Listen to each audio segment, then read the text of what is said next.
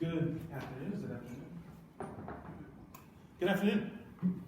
Good afternoon. Okay, let me introduce to you a very important principle of African American culture, specifically African American performance, which is the call and response.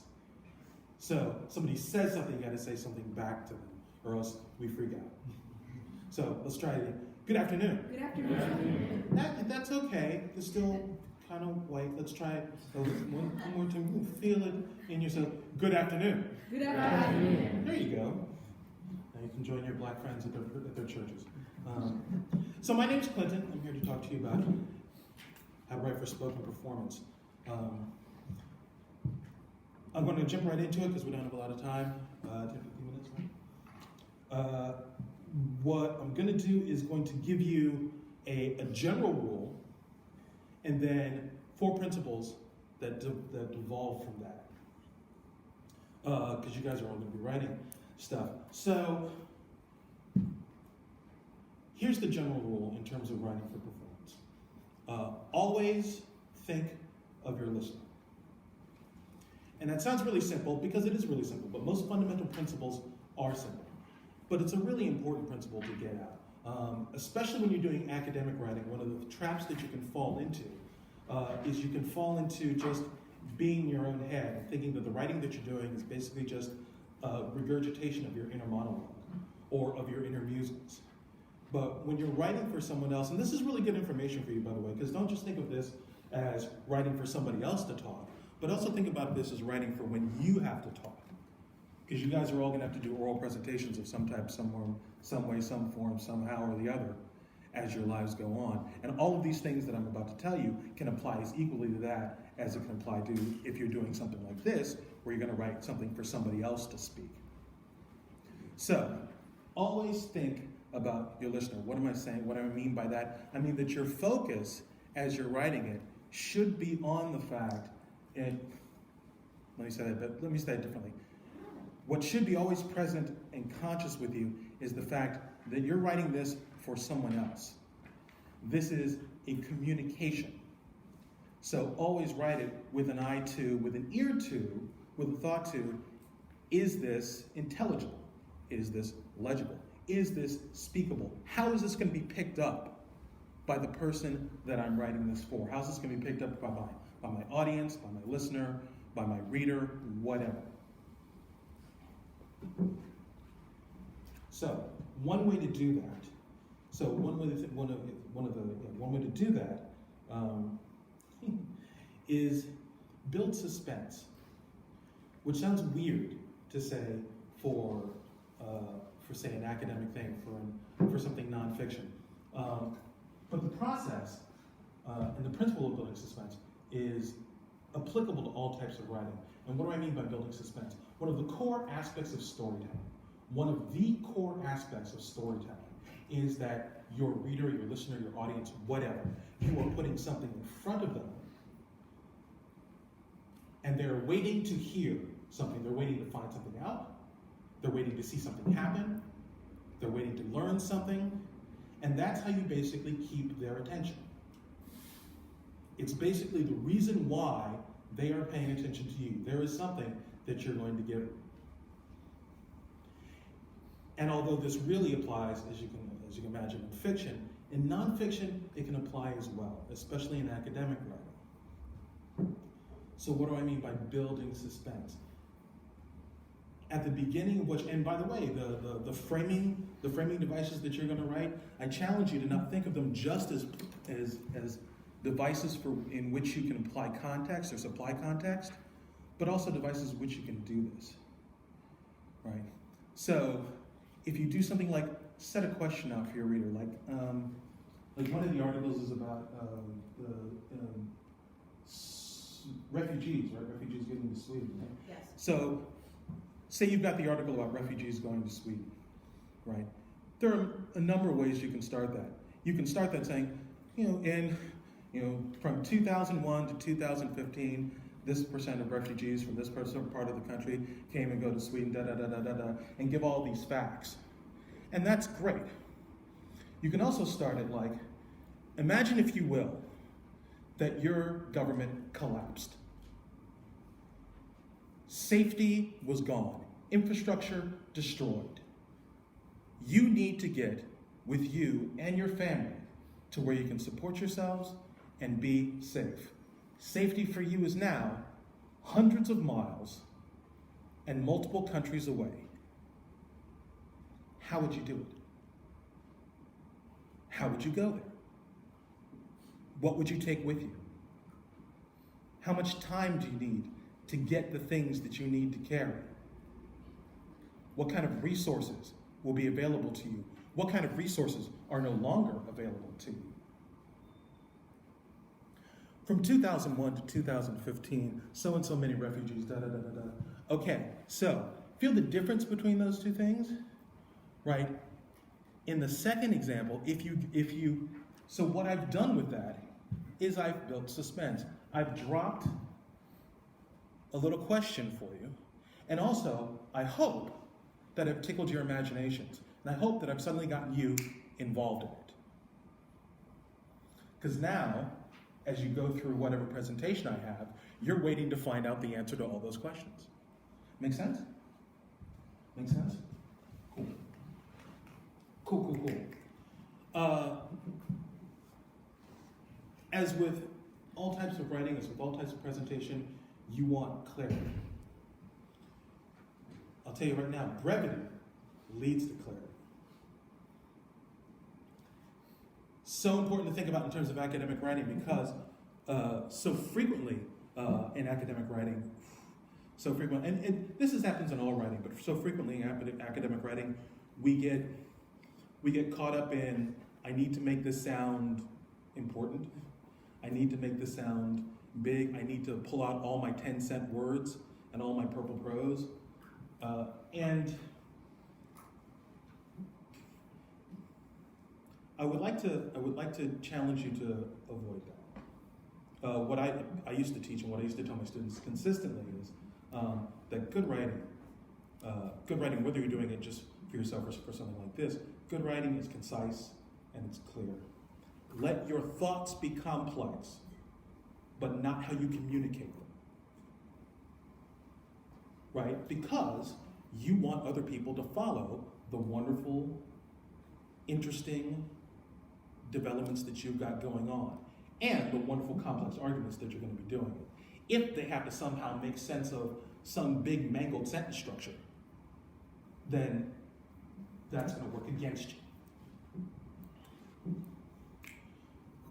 When writing for someone to speak, when writing for someone to speak, whether it's yourself or somebody else, pay attention to pronounceability. That is to realize that what's going to happen, that what you're writing has got to be performed. So here's the basic question: can what you've written be easily performed?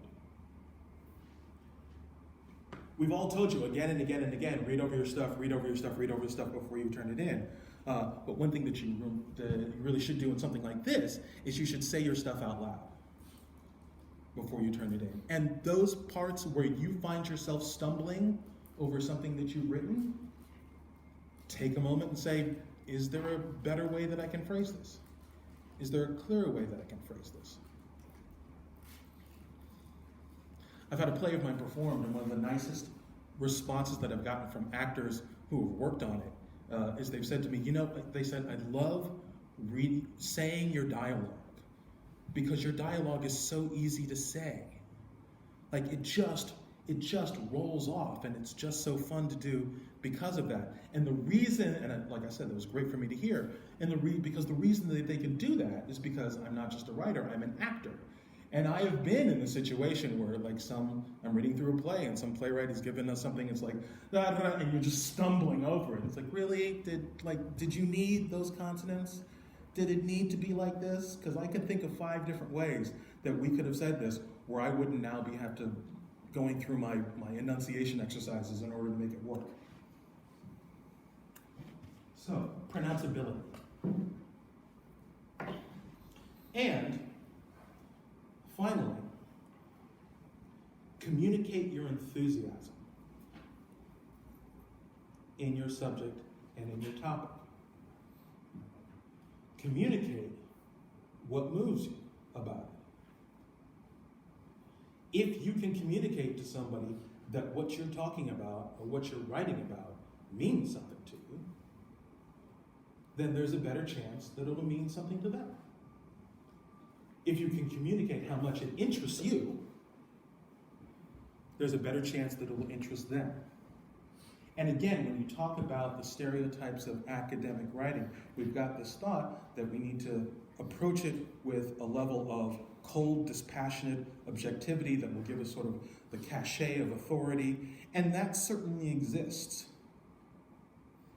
But what you also lose with that is an attempt to really engage your reader or your audience or your viewer or whatever on an emotional level as well as on an intellectual level. And there's nothing wrong with being able to do both. That's what I say. Because certainly you can read academics who are cold and dispassionate and very straightforward, but there are also a lot of academics who are writing very substantive work that feel very passionately about what they're writing about. There was one of the pieces that Adrian had me read in her other class was an anthropologist. Which one? The Thoreau. Oh, he was an entomologist. He was an entomologist. I keep thinking he was an anthropologist because he was talking about the society of the bugs. So he was an entomologist, and one of the things, and the whole idea behind the piece was he was writing a letter to Thoreau, who was of course dead. So, but that was the conceit. And what was so fun about it, what came through about it while he was talking about bugs and while he was talking about the development of entomology, was how much he just, one, loved what he did, and two, how much he adored Thoreau. Like how much it just meant to him, this imaginary conversation with one of his idols. All right, so let's try to put these things to work. I want to read you two things. Both things that I've written. I do movie reviews, 2-minute movie reviews. I do 2-minute reviews for a radio station in town, and I want to read two of them. One of them sucks and doesn't follow these rules, and one of them is good and does follow these rules. Let me read you the one that sucks first. Actually, you know what I'm going to do? I'm just going to have you listen to it, and then we'll take a look at it. Ready? Yeah. Good. There you go. Come on, hit it. Yeah, baby. This is Take Two Movie Review. I'm Clinton Johnston. This week, Ground Glass. Back in 2000, before Marvel Studios existed, before Sam Raimi rocked the radioactive spider bite, 3 years after Joel Schumacher tried to kill the Batman franchise and bury it in concrete, and just a few months after the world had been introduced to Patrick Stewart in a wheelchair and Hugh Jackman in claws, writer, producer, director M. Night Shyamalan sneaked Bruce Willis and Samuel L. Jackson in a smart, grounded superhero movie right under our noses with Unbreakable. And then he moved on. Shyamalan says he's not one for sequels. He's dubious about the ability to recreate or recapture a feeling, so it was a surprise when 16 years later his serial killer thriller Split with James McAvoy and Anna Taylor-Joy revealed itself to have been set in the Unbreakable universe. Now Shyamalan brings his 3 stars together to complete the trilogy that we never thought we could hope for in Glass. To call Glass a superhero movie is to give you unfair expectations. There are no capes, no tights, no terabytes of CGI. Yes, there are people with powers, but they exist in a grounded world that is sure of the impossibility that such powers can exist. In fact, the problem of believing in these powers sits at the crux of the movie. A movie that feels so confident. Shyamalan is ready to go in Glass. He knows these characters, he knows the story he wants to tell. He does not wait for you. If you haven't seen Unbreakable and Split, then you'll pick up who's who and what's at stake, but you'll feel like you just joined the book in chapter 10. Willis and Jackson do what they do, but it's really McAvoy as Kevin Wendell Crumb and his dozen or so different personalities that steal the show. It is sick to see McAvoy work his acting chops. His characterizations are so great, which makes sense because he's already had a whole movie to build them. As much as Shyamalan likes to keep moving forward, trying new genres and telling new stories, maybe there's something to be said for taking a moment to stand on familiar ground. This has been Take Two Movie Review. I'm Clinton Johnston. Catch up with us at TakeTwoMovieReview.com and feed us back on our page on YouTube. Okay, Mom. Let's take a look at that hot mess. First off, this first section. Oh my God. So, right, like I said, this sucks. Why does this suck? Well, why does this suck? Because, for many reasons, but I didn't have a lot of time to write it, and I didn't have a lot of time to record it, and I just whisked it off, and it shows. First off, this section. Back in 2000, before Marvel Studios existed, before Sam Raimi rocked the radioactive spider bite, already rocked the radioactive spider bite, it looks nice on paper, but it's hard to say. And you heard me stumble over it the first time I did it, and you heard me stumble over it now. There was probably a better way to do that. 3 years after Joel Schumacher tried to kill the Batman franchise and bury it in concrete, and just a few months after the world had been introduced to Patrick Stewart in a wheelchair and Hugh Jackman, okay, already I'm done. That sentence is way too long. And I've lost my own attention, and I wrote it. Right? If I had time, if I had cared about this, I would have broken that down into different sections. Broken that down to something more concise. Not just for clarity's sake, but also to keep your attention. Right? For those of you who are and understand, you guys are going to be like the people listening to your stuff. They're going to have one chance to hear it. How many of you picked up this information the first time I read it?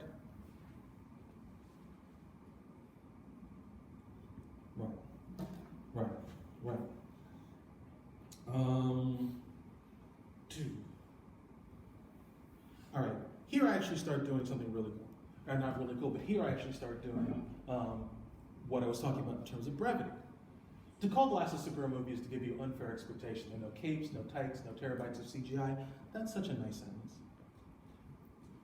It's really short, it's punchy, it gives what you need, and then I just blow it after that. Yes, there are people with powers, but they exist in a grounded world that assure the impossibility that such powers exist. In fact, this problem of believing the powers size of the gross and the horrible. So, what's gone on in this hideous piece of mess? One, I have not given you any suspense. I've not done anything to let you enter this 2-minute world. I've just jumped into it with a whole bunch of information that really doesn't go anywhere. 2,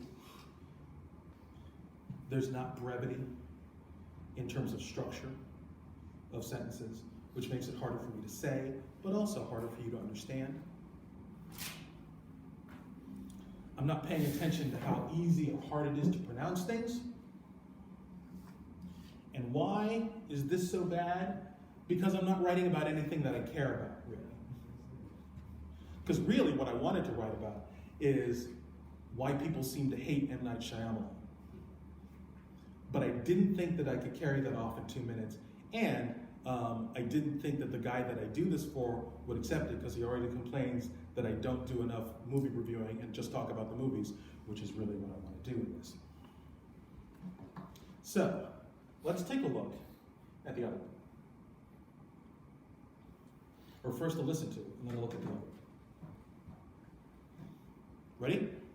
Yes. Good job. This is Take 2 Movie Review. I'm Clinton Johnston. This week, Just Step. Ruth Bader Ginsburg now occupies a place in the popular culture that is unprecedented for a Supreme Court justice. Just last year, she was the subject of the popular Magnolia Pictures documentary, RBG. Now, played by Rogue One's Felicity Jones, the justice is back on the big screen in her own biopic, On the Basis of Sex. Producer/director Mimi Leder and screenwriter/Ginsburg nephew Daniel Stiepelman have made a film that starts with Bader Ginsburg entering Harvard Law School in 1956, only 6 years into Harvard letting women in at all. Bader Ginsburg enters 1 year behind her husband, Martin Ginsburg, played by Armie Hammer, who, against all expectations, is developing a really cool filmography. And all of this is an appetizer for the main dish, 1972's Charles E. Morris versus the Commissioner of the Internal Revenue, i.e. the IRS, which both Ginsburgs argued before the 10th Circuit Court of Appeals, and in which Bader Ginsburg first develops her strategy for future gender discrimination cases. Word, the film shows her legal secretary inventing the term gender discrimination. That's how ground level we are. Steepleman aptly melds the film's personal and professional plots to tell the same story. On one hand, you have Ruth and Marty's marriage, which is an even domestic partnership strengthened by mutual support and respect that shines in contrast to the hidebound discrimination that Bader Ginsburg suffers both in her education and in her job, and which she fights in the courts. Felicity Jones plays Bader Ginsburg a little more fiery than fans of RBG have grown to know her as, but it's the more dramatic choice and thus understandable. Behind the camera, Letter, whom I wish would do more big screen work, tells the story well.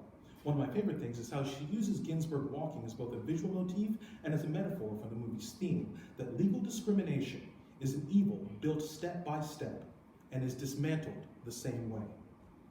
So who's the next justice to get a movie? I hope it's Brett Kavanaugh. Maybe Harvey Weinstein will produce it. I hear he's not doing anything right now. This has been Take the Movie Review. I'm Clinton Johnston. Catch up with us at takethemoviereview.com and feed us back on our page on YouTube.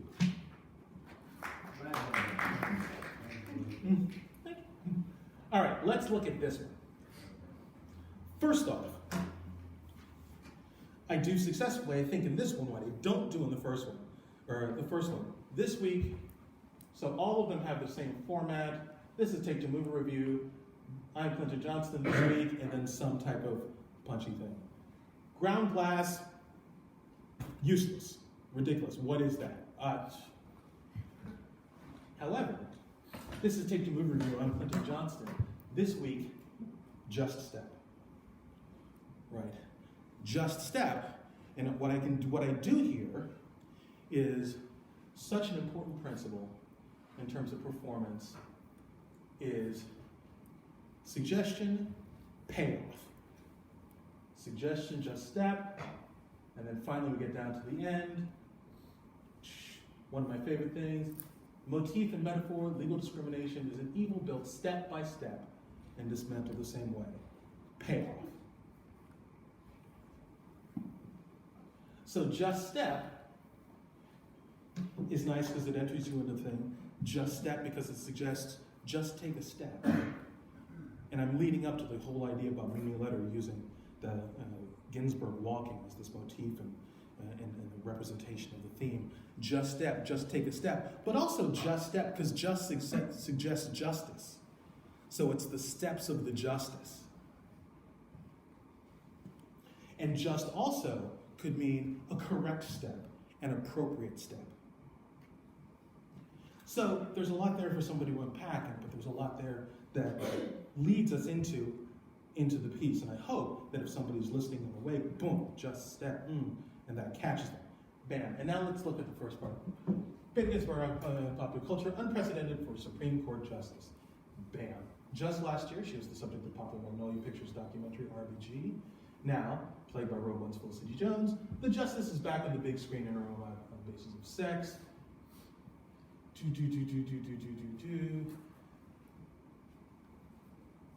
Producer / director Mimi Letter, screen artist / Ginsburg nephew Daniel Steepleman. That's a little awkward.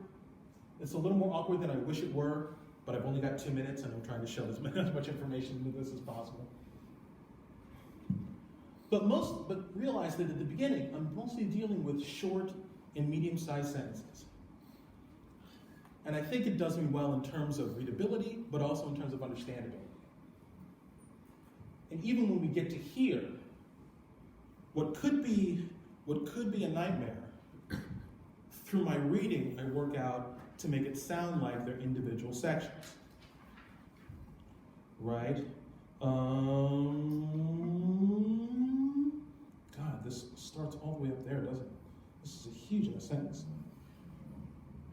Right, so Bader Ginsburg entering Harvard Law School in 1956, only 6 years into Harvard, letting women in at all. Here it is. Bader Ginsburg enters 1 year behind her husband, Martin Ginsburg, played by Armie Hammer. And again, this a positive here, Against All Expectations, developing a really cool filmography. That's problematic in terms of making it confusing and making the awkwardness, but what do I get by that?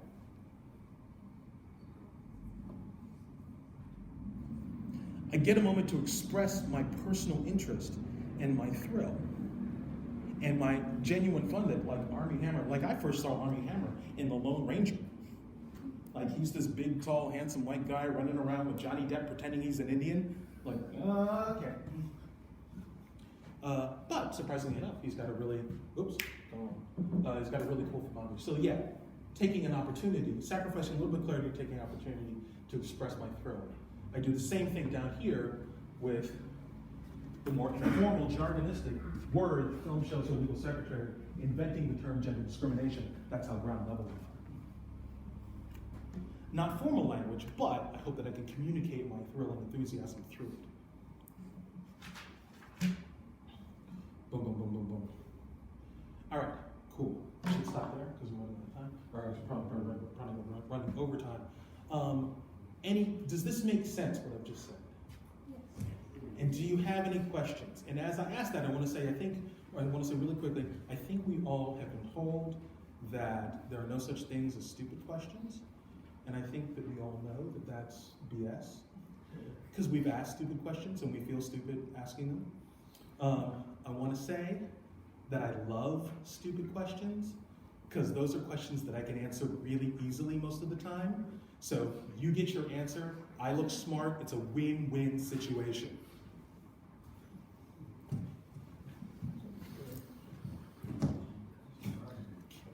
Throwing a microphone. All right. So how's it going? Hey, how's it going?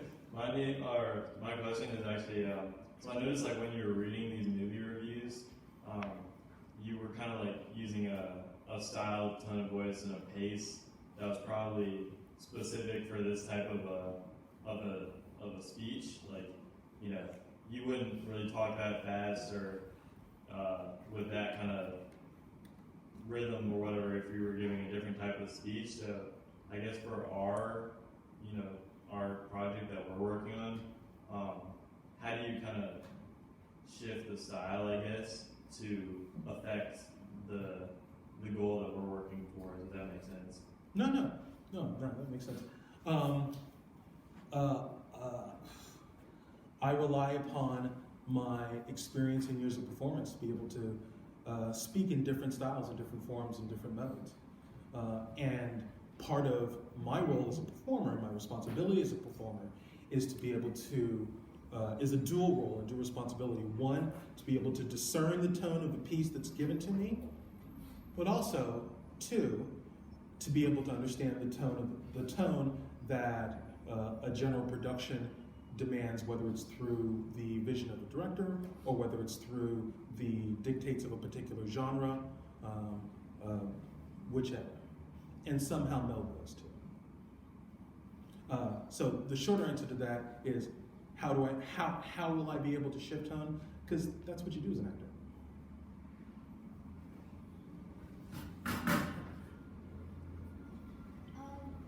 Would it be better or like, I guess non-consequential to write a script as a kind of prose piece?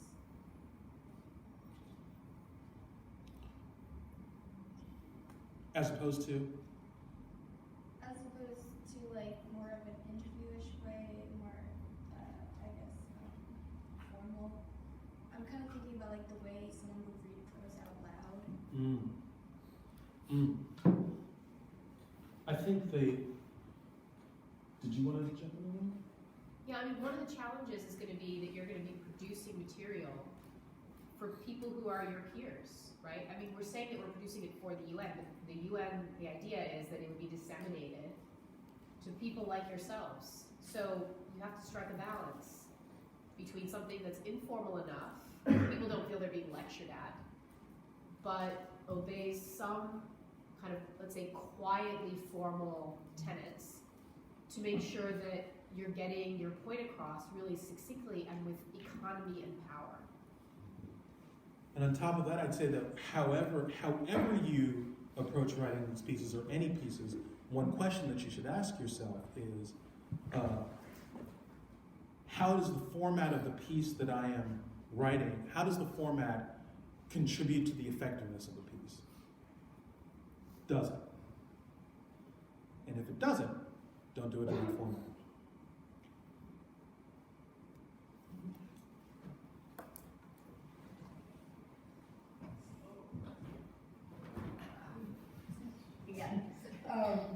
So I'm sure you've read like hundreds of these little snippets that you may or may not have written, and you're like, this isn't really memorable, I don't really enjoy it very much. But I'm sure there's also a very small percentage of ones that you really enjoyed and stuck out with you for a long period of time. So my question is, what makes those small pieces so memorable and so unique that you remember them for a longer period of time, like now? Not to toot my own horn, but they have some of these characteristics.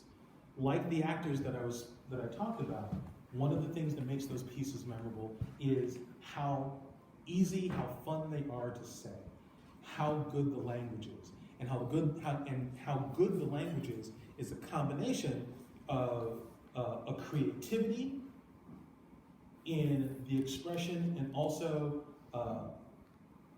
the craft of the crafting of the expressing. How well is it written?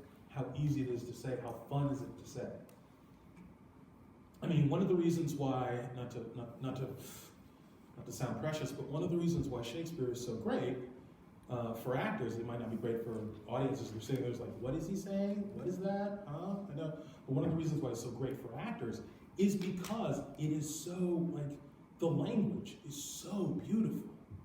I mean, it's hard to explain it if you're not an actor. It just feels good to say it. Like, it physically feels good to say it. And he can say a whole lot in a really short amount. And it's just so beautifully and well crafted. So that's part of it. But also, one of the things that makes other things memorable is if somebody has written something that means something. Right? That's about something. That's significant. It's interesting to them. And so if it's interesting to them and they communicate somehow to me why it's interesting to them, then it's interesting to me. Right? I mean, I think I hope that you could tell between these two of these which movie that I wanted more to be talking about. Next. You have a question right there? See, I was thinking about everybody else having to do something. This is one question. With all these methods and like all the ways to like make a paper, spoken performance effective, what is like the main challenges of like implementing all of these methods? Like, what's the challenge? What's the main challenge? What? What's the main challenge of like implementing all these methods to make your paper, make your performance like effective? What would you say the main challenge is?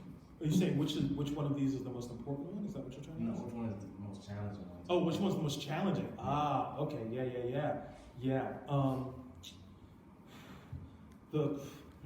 That's a really good question.